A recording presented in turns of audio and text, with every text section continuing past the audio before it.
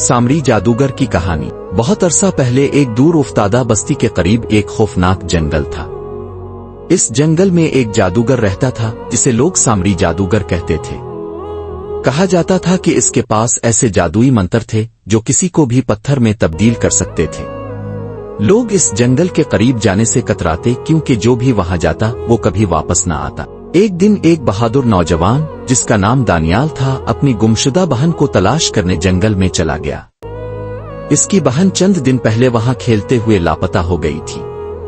دانیال نے اپنے دل میں خوف کو جگہ نہ دی اور سیدھا جنگل کی گہرائیوں میں جا پہنچا۔ چلتے چلتے وہ ایک پرانی ویران غار کے قریب پہنچا جہاں ایک بھاری بھرکم دروازہ لگا ہوا تھا۔ جیسے ہی وہ قریب پہنچا ایک گونجتی ہوئی آواز آئی، کون ہے جو میرے دروازے تک پہنچا ہے؟ یہ سامری جادوگر تھا۔ دانیال نے ہمت کر کے کہا، میں اپنی بہن کو لینے آیا ہوں۔ تم نے اسے کہاں رکھا ہے؟ جادوگر قہقہا لگا کر ہنسا اور کہا، اگر اپنی بہن کو واپس لینا ہے تو پہلے میری 3 آزمائشوں میں کامیاب ہونا ہوگا۔ دانیال نے حامی بھر لی۔ جادوگر نے پہلی آزمائش کے طور پر اسے ایک بند کمرے میں قید کر دیا اور کہا کہ اگر وہ سورج نکلنے سے پہلے یہاں سے باہر نہ نکلا تو ہمیشہ یہیں قید رہے گا۔ دانیال نے اپنی عقل کا استعمال کیا اور کمرے کے ایک خفیہ دروازے کو تلاش کر کے باہر نکل آیا۔ دوسری آزمائش میں جادوگر نے اسے ایک زہریلے سانپوں سے بھرے تالاب میں ایک خاص پتھر ڈھونڈنے کو کہا۔ دانیال نے ایک جادوئی مشل کا استعمال کیا جس کی روشنی سے سانپ پیچھے ہٹ گئے اور اس نے کامیابی سے پتھر نکال لیا۔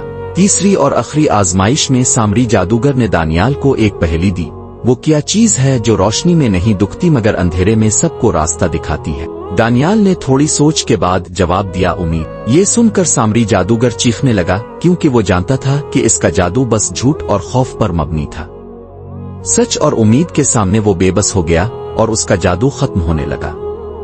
جنگل سے تمام جادو ختم ہو گیا، قید شدہ لوگ آزاد ہو گئے اور دانیال کو اپنی بہن بھی مل گئی۔ یوں دانیال کی بہادری اور عقل نے نہ صرف اس کی بہن کو بچایا بلکہ پورے گاؤں کو سامری جادوگر کے خوف سے بھی آزاد کر دیا۔ نتیجہ، سچائی، بہادری اور امید کے سامنے سب سے بڑا جادو بھی ٹک نہیں سکتا۔ دوستوں، آج کی کہانی آپ کو کیسی لگی؟ کمنٹ کر کے ضرور بتائیے گا اور میرے چینل کو سبسکرائب کرنا اور بیل آئیکن کو دبانا نہ بھولیے گا۔